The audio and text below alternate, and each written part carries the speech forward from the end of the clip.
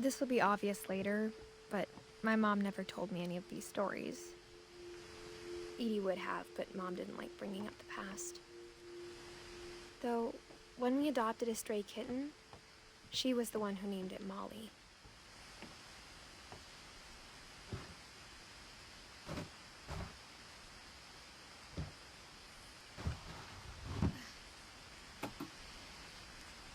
I spent a lot of time in Great-Grandma Edie's room.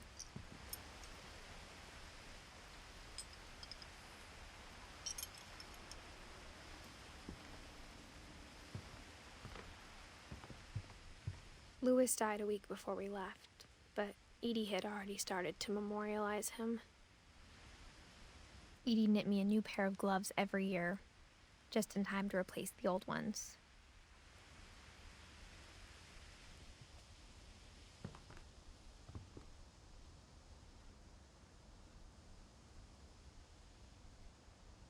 Her room was like a museum.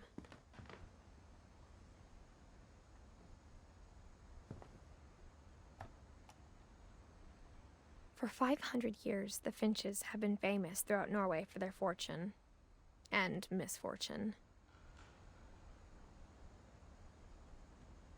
Odin Finch buries the latest victims of the family curse, his wife Ingeborg and their newborn son, Johan. On January 7th, 1937, he set sail with his family and his house, hoping to leave the curse behind. But 40-foot waves off the coast of Washington send the house and Odin to the bottom of the sea. Odin's daughter Edie, with husband Sven and baby Molly, step ashore on their new home, Orcas Island. Odin Finch is the first to be buried in the new family cemetery. His daughter Edie is already dreaming of a new Finch house.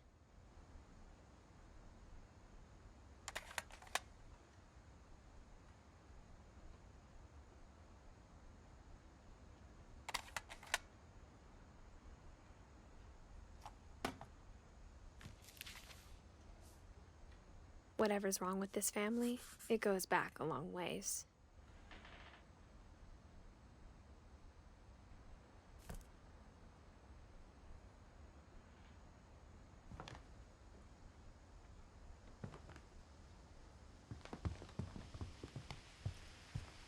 When Edie told people Sven was killed by a dragon, she could also have said he was building a dragon-shaped slide that collapsed. She could have, but she didn't.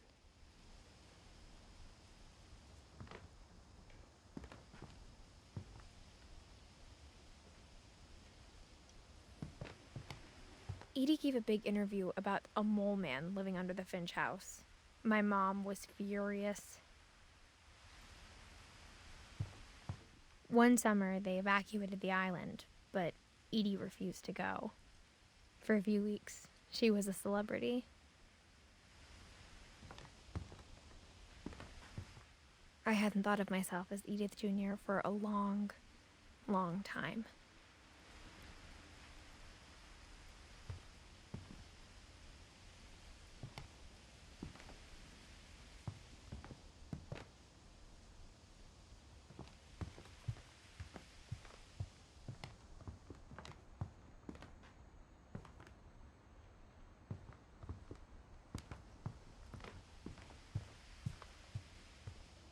Even in her 90s, sometimes Edie seemed a lot younger than my mother.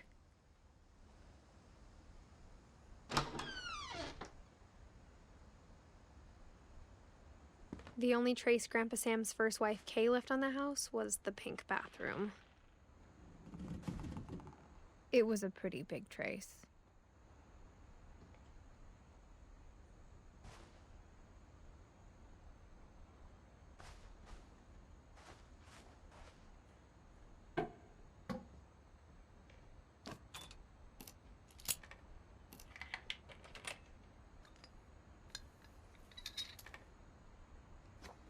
There's a secret in this bathroom. It's in the last place you would look. It isn't in the cupboard. It's hidden in this book.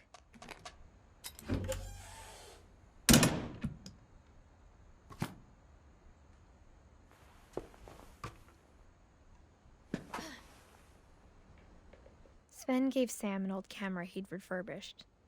He never put it down.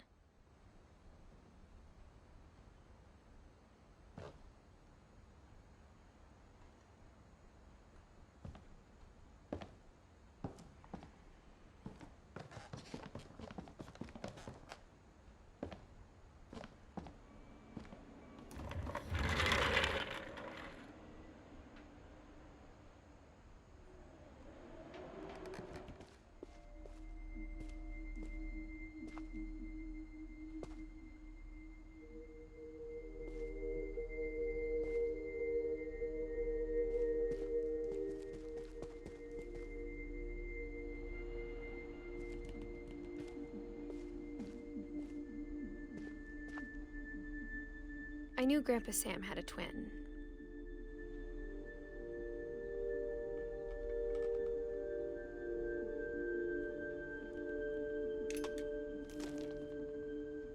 And that he never talked about him.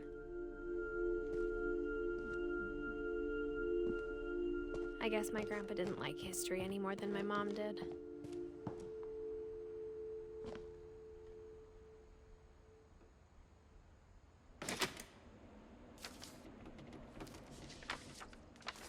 How I Want to Remember My Brother by Sam Finch. The thing I remember is that when he made up his mind, that was it. My brother said he'd die before he ate another mushroom, and he did. At Barbara's funeral, we swore we'd never be afraid again, and he wasn't. I think Calvin always wanted to fly.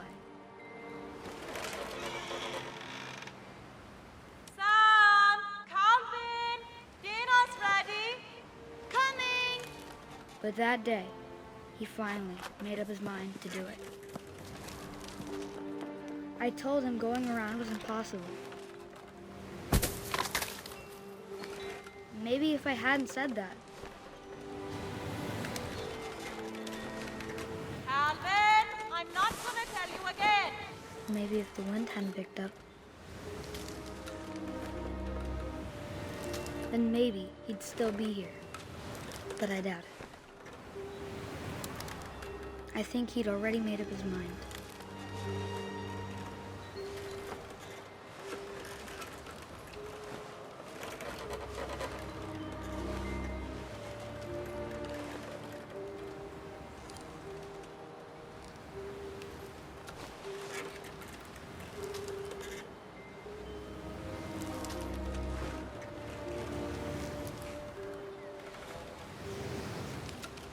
That's what I want to remember about my brother.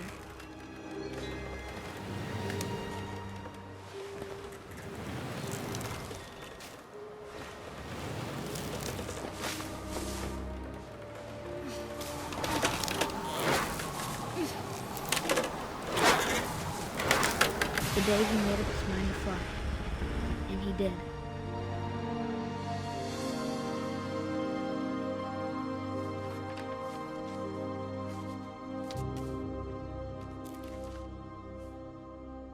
Calvin's story felt strangely familiar.